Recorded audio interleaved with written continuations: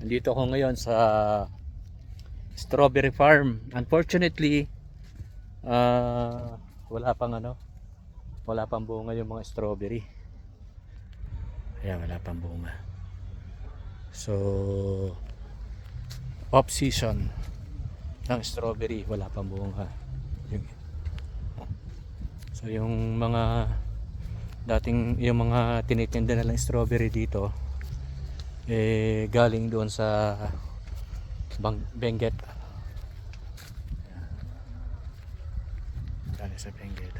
Dito ako sa strawberry farm. Ayan.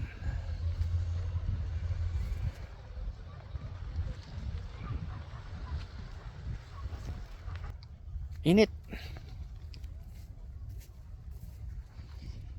Pero masarap maglakad-lakad. Lakad tayo dito ngayon sa strawberry farm.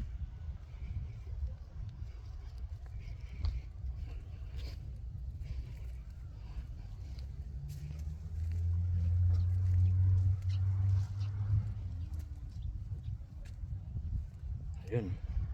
Sa ate, oh.